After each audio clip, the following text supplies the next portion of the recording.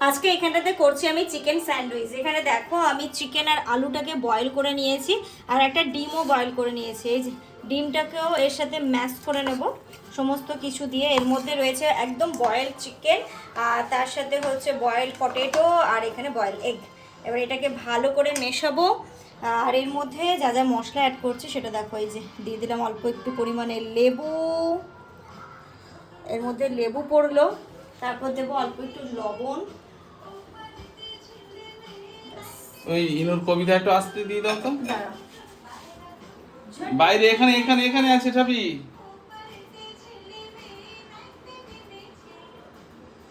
ঠিক আছে। আচ্ছা, এর মধ্যে এবার যেটা যাবে সেটা হচ্ছে ব্ল্যাক পেপার পাউডার।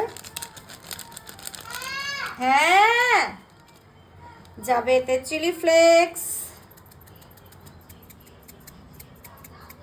এই যে ঝালটা চিলি ফ্লেক্সটা নিজেদের মতো করে দেবে, ঠিক আছে, যে যেমন ভাবে খাও আর কি। এবার এইটাকে ভালো করে মাখাবো।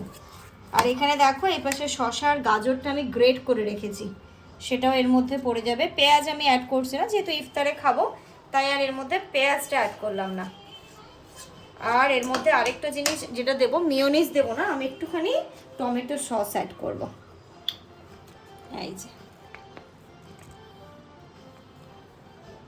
একটু দিই, খাট্টা মিঠা লাগবে খেতে।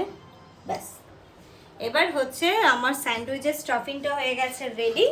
এবার ব্রেডের গায়ে বাটার লাগিয়ে এবার স্টাফিং দিয়ে এটাকে আমি টোস্ট করে নেব।